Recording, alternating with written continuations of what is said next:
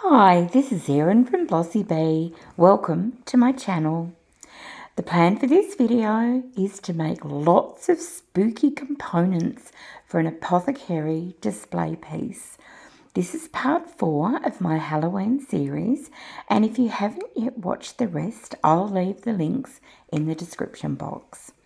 Part 1 was my shopping haul and some miniature bottles, and in part 2 I made some magical multi-layered witchy ornaments. Then in part 3 I created some beautiful Apothecary bottle display pieces. In my last video, which was part 3 of this Halloween series, you would have seen me pouring these pieces. Now, this is a mould I purchased from Amazon, and all of the details will be in the description box, and it's just full of spooky little bits and pieces that I'm hoping I can use later on in the video. There are lots of skulls, bats' wings, bones. It's just brilliant. There's also these amazing bird skulls. They look so good. I can't help myself and I want to make another batch straight away. I'm going to use these Anko colour changing pigments, and that's from Kmart in Australia. It's the first time I've used these, so I'm excited to see how they go, and I'm very pleased with them. They have a very intense colour and are very easy to apply. I'm just using a small makeup brush and they are going on beautifully. So I'm going to then back these just with a plain black resin, because you normally get the best outcome with powders like this when you put black behind them. It really lets them stand out and look the best they can possibly be. These are going to be so cool. The resin I'm using is River Art Resin Deep Pour, and I'm using just this generic black mica powder. It's actually also from the Kmart & Co range, and I've got some black pigment powder that is more of a matte. This has got a beautiful luster to it, but you don't necessarily need that when you're backing. I'm going to transfer it into a small cup just so that I've got a better chance of being precise. Some of these are so teeny tiny, and in my previous video I did mention that this mould doesn't sit perfectly flat, which is a shame. It just means that you can get some resin pulling towards one end or the other. So if you do have this mould, just be cautious of that.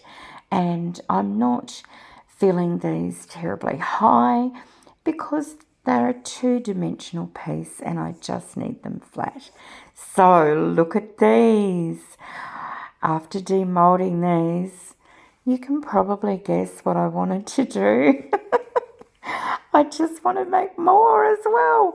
So this is going to be my third batch. Now into some AR400 Eco Casting Powder, I've just added a little bit of the beautiful silver grey powder from Solid Solutions, and I'm also sprinkling a little bit over the mould and then just dragging my finger over some of it. I'm hoping that this will give them a slightly aged appearance, and very careful with filling these up because the AR400 is definitely not as easy to pour as the epoxy resin, and I just have to do the best I can getting it into all the nooks and crannies. And look at these are just gorgeous. I love how the little dusting of mica powder has just attached itself to these pieces and made them look a bit gritty and older and all those things that you want from your bone collection. So I've got quite a few pieces to choose from now. And I guess that's what this whole first half of the video is about. It's creating a whole set of pieces that I can choose from when I come to make my display piece. So now I'm going to make some more bottles, and this is the gorgeous mould from Stamperia, and I'm using the chrome powders, the Chameleon powders that I unboxed in part 1 of this series, and boy oh boy, they are looking amazing in here. Very intense colours and just a gorgeous shine to them. I'm making sure that I'm doing at least one of each colour, and then I'm just going to go in at the end and randomly put in other colours into the remaining pieces. Now, in my previous video, when I made these, I did also fill the tiny little circular cavities that you can see here, and when I demolded them, I still don't have a clue what they are. So if you know what they're for, I'd love to hear from you, but I'm not actually going to be using those in this particular pouring. And this is just looking gorgeous. So now I'm going to get out my little miniature Apothecary bottle mould, and this one is a Finnabair mould, and this is just beautiful. Lots of little details and a combination of moulded, embossed bottles and more plain ones, and I love that. And I'm just randomly colouring these, just wanting to get a really nice different collection of Apothecary bottles that I can use. I'm going to fill these with a black tinted resin, exactly the same resin and exactly the same powder as I just showed you, but this time I'm going to be using a syringe. I really want to try hard to get into all of these very fine details. I really don't want to risk overflowing any of these, because then it creates quite a lot of cleanup. And as you can see, I have a lot of bottles, and that would equal a big headache. Now, this syringe was quite odd. I had it going okay for a few seconds, and then it decided it wasn't going to properly depress. So what I did was just take out the plunger, fill it that way without having to draw it up, and we got on much better. And it was actually a really good way of filling these moulds, and it just made this whole process much more simple. And I feel a little bit sad covering up all these gorgeous colours, these chameleon powders. They're so vibrant and pretty, but it'll only be a few moments for you until you see them all demoulded. This is a 24-hour cure resin, and so you can see this project took me many, many days to complete, but it was definitely a labour of love. So here we go with our demoulding. Now I have taken all these pieces out. They actually virtually self-demoulded. I turned over the mould to give it a little wiggle, and most of them fell out. So I just squiggled them around there, and we do get a proper demoulding though with this one. And this is such a beautiful, luxurious mould. They both are very high quality, and if you watched my first video, very expensive, but I've been wanting these for so long, and I'm very happy I've got them. And look at that. These colours are just so beautiful. And because they're a chameleon powder, every angle you look at them, you see something different and extremely eye-catching, very mystical, witchy and mysterious. I'm just so happy with these pieces. I love the combination of the larger and smaller pieces in these as well. And some of them have the beautiful details or even some words on them, and then others are more plain. And so I can highly recommend this as a very beautiful mould to own. Let's get into the main event, and that is coming up with a display setting for all of my creations. So I purchased these two frames, and they are just a fairly deep picture frame. They had enough space around the edge that I thought they could look good with some bottles in them. I'm just opening the clips at the back, and I'm going to take out the back card and all of the glass and the paper. And I think what I'm going to do is just work on the cardboard alone. I don't need all of the other bits. Let's keep it simple. So once I've got that organised, I've got some sheets of timber background that I've taken from Creative Fabrica and printed out. And what I'm going to do is use an adhesive spray, and I'm going to take these outside and give them a good spray and then adhere them to the cardboard backing. So that's what I'll be doing now. Now, after I've done this, I do actually give them a spray also with a matte sealer, and that will take some of the gloss out, and it will also protect this sheet because it is just paper. And yeah, so let's have a look. That's the spray adhesive I'm going to be using, and it's very important that you do this outside when you're dealing with aerosol products. And I've brought it straight in. You can see it's still got some damp patches on the end there, and give it a good press down. And the spray adhesive is just fantastic to work with because it gives you a very quick, even application of glue, and in no time at all you've got a great surface. All right, while that's drying, it is time to start preparing my Apothecary bottles.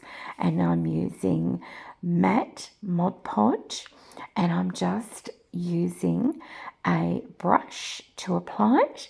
And in my little owl container to the left, you'll see a whole range of teeny tiny little labels that I've downloaded from Creative Fabrica, and I've printed them out in all different sizes and then spent quite a long time cutting them out. I think I mentioned in a previous video, for me that's a sitting watching Netflix or TV type of a job. So it doesn't take up too much mental energy or anything. It's just time consuming. So I choose a suitable label for each bottle, and then just put some of the Mod Podge onto the back of the label, pop it onto the bottle, and then I always give it a layer over the top of Mod Podge to seal it in. And in this case, it also happens to give you a bit of a weathered look as well, which I'm obviously really happy to go for with this type of display that I'm building. I've obviously had to fast forward through this for you because this was hours. I thought while though I'm doing that, I could just quickly talk about the origins of Halloween. If you've been with me for a while, you know I get a bit obsessed with facts and information, and it is fascinating because when you think of it, well, certainly the people that I talk to today think of it as an American festival, but it's much more than that. So it began over 2,000 years ago with the ancient Celtic festival of Samhain. And Samhain marked the end of the harvest and the beginning of winter. And it was a time that the Celts believed the boundary between the living and the dead grew thin. And October 31st was the date that spirits were thought to roam freely. And to protect themselves, people lit bonfires and they wore costumes to scare off ghosts. And those costumes were also thought to be a disguise so that the spirits wouldn't recognise them. They even left food outside of their homes to try and appease any spirits that might be wandering around. And then later, in the 8th century, Pope Gregory III designated November the 1st as All Saints' Day, also known as All Hallows' Day. The night before became All Hallows' Eve, and that eventually, over time, morphed into Halloween.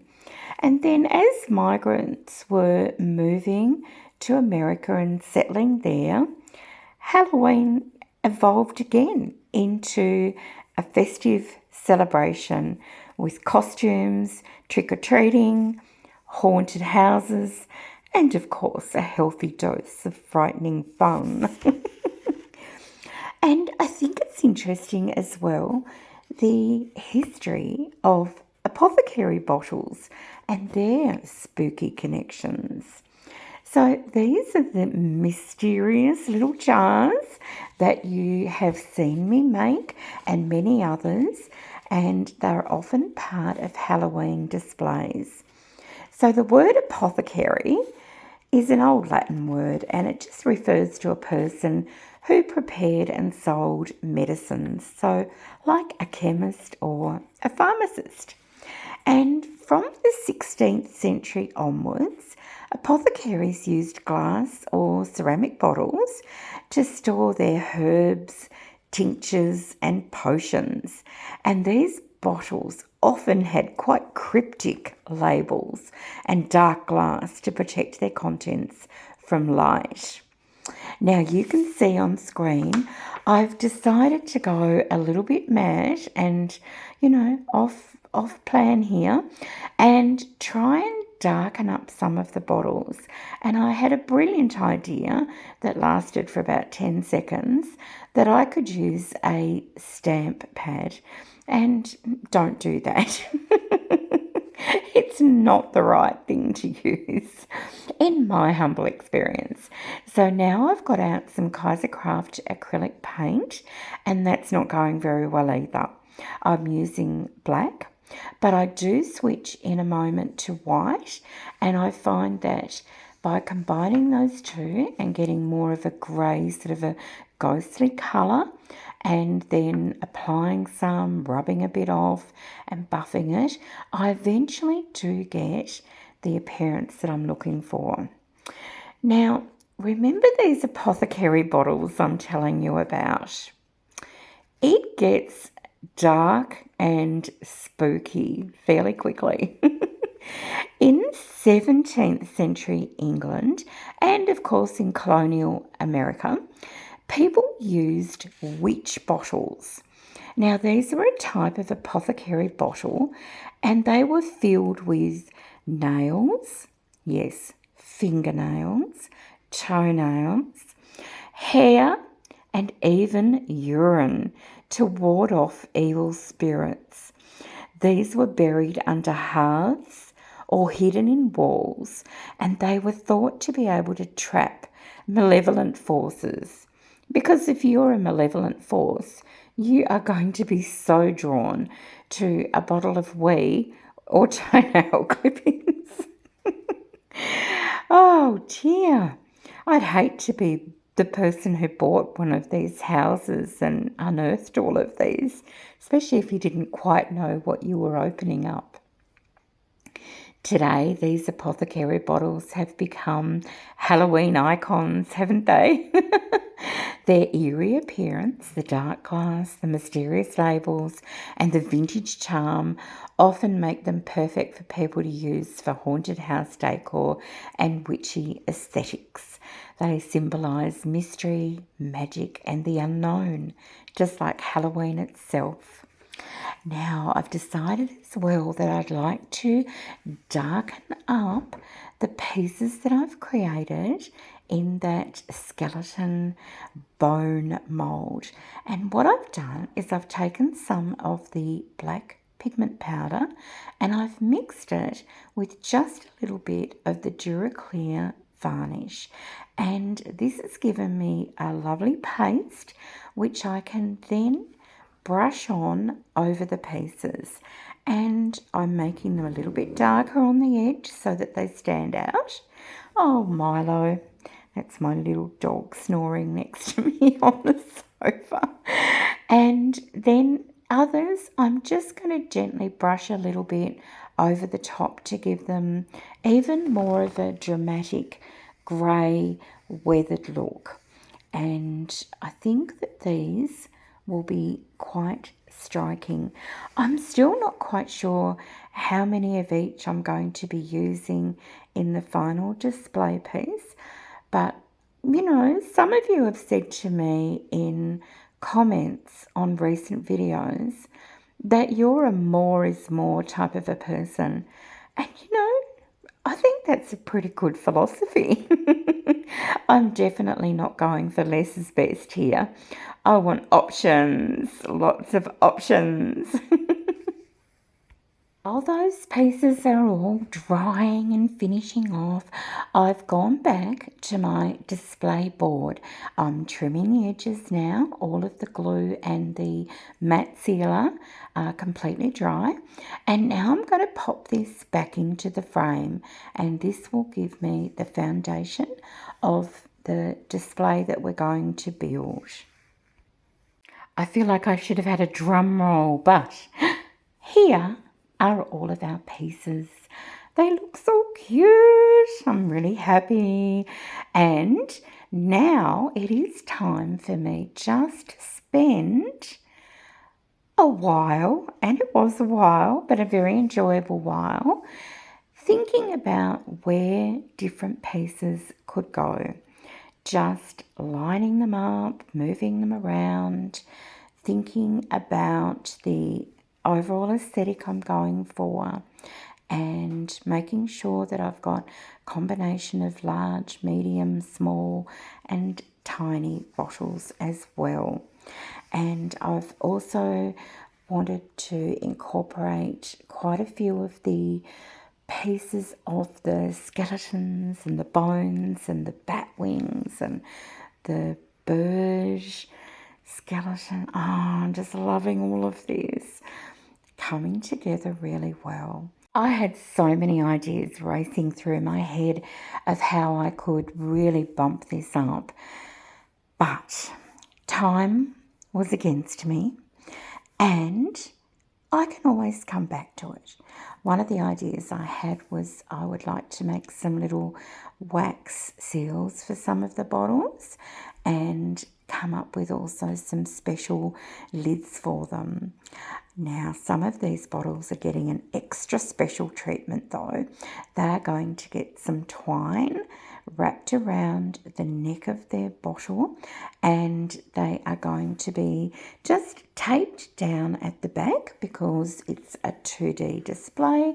Nobody will see the back. Now I'd like to add some extra dimension to the display. I'm going to take some paddle pop sticks and viciously cut off with my scissors the ends, the curved pieces, and then I'm going to just tape these together using ordinary sticky tape. And then I've got another sheet of this paper, and I'm going to cut some strips, and the idea is that I'm going to wrap these in the paper, and this will give them the appearance of coming out from that flat back sheet. So in effect creating some shelves. And so I'm going to use the Elmer's glue, just the clear glue, the one that we use for all of our glitter trick, and seal it with that and trim it down to the correct size. I'll set that aside to dry. I make 3 of these because I've got the 3 shelves, and yeah, hopefully this gives it just another layer of interest. Now, I'd like to welcome you to a phase of my life that I never want to relive again. It's called the Great Glue Dilemma of Halloween 2025. So I have this brilliant idea that I'm going to just get the glue that I've got at hand, which is the E6000 jewellery glue, and use that. And so I dab a little bit of that onto the back of these pieces for the bookshelves, and that part's great, really good.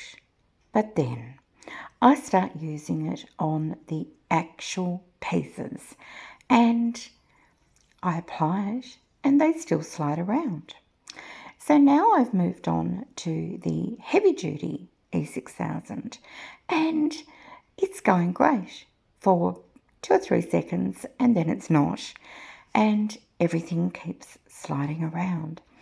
And then I start thinking to myself, is it because the backs are somewhat uneven that I'm not getting that smooth surface applying to the paper? Because I'm gluing, I'm pressing, they're wriggling. It's not happening. So I decide there's only one thing for it. I've got to go old-fashioned. I'm going to get my good old Tiger glue, which is a PVA white glue, and it's all-purpose, and I can put heaps on and squish it down in the confidence that it will dry clear and that everything will be right with the world once again. It was very frustrating going through all those other glue experiences. I should have just gone straight for Old Faithful to start off with. So you'll just see me here going through, gluing down all of the pieces pretty much in the same position as I had them in, I guess, what we could call in a very fancy way, the mock-up phase. And they are all fitting together beautifully. I do make a couple of little changes as I go, just making sure that everything's fitting in and looking good. I must say these AR400 pieces are so authentic looking, shall I say. If you had miniature humans, that is, that gave up their bones. But I hope you know what I mean. They look like real bone. They're quite spooky looking in real life. So I'm very happy with that. So just gluing in the next shelf. This one gets the white glue treatment, and you'll see a bit squishing out there, and I don't care. It's all fine because I know that this dries clear. And if there are splotches over it, well, you tell me who's ever owned an Apothecary cabinet that hasn't had splotches of something on it. Look, it's just the way it goes. So it's going to be fine. And these are the little ones with the string on the back. This PVA glue is perfect for those because it actually goes over all the bumps and lumps and doesn't need a smooth surface. So it's really starting to come together. As I'm finishing this off, I would really like to thank you for spending this time with me. It's been so much fun creating all of the components for this project, and it's changed a lot from when I started out to the end. And I love that about crafting, that it evolves as you go and you change things up and switch things around. And I hope you're enjoying it as much as I've enjoyed sharing it with you. I found this very difficult to photograph. So once I've finished, I will show you a video and some photos of the piece, but I hope you know it just looks so amazing in real life. It is very eye-catching, very detailed, and it's one of those things that if you had it on the wall at home, you know, the picture frame hanging there somewhere, and someone was walking past, you would stop and you could spend many, many, many minutes going through, looking at all of the pieces and just probably having a giggle at some of the Apothecary bottle names as well. And I hope you've enjoyed my other Halloween videos. I got a little bit mixed up and I thought tomorrow was Halloween, but it's not. It's today, it's Friday. And so my last intended video in the series, the items for that are not quite ready. They're still curing. So I'm going to have a delayed final video in this series. But everything takes time, doesn't it? It's just one of those things. In Tasmania, we've been having some very weird weather. We've had some windy, wet, cold days and then beautiful, warm days, and it's been all over the place. So I have had a few issues with having my resin cure, and also with the amount of work involved in all these little pieces. There's been a lot of late nights and a lot of early mornings and just trying to get everything done. So here we are, the end, the culmination of all of these pieces, and as promised, here is the final video and photographs. Thank you again. It's been an absolute pleasure. You'll have to let me know in the comments which of the bottles you like. I also think that in the future I could add lots of other spooky details to this display, and you might like to let me know what I could add to make it even more eye-catching. Happy Halloween for tonight, if you indeed celebrate Halloween, and I'm very much looking forward to seeing you in the next video. Bye for now.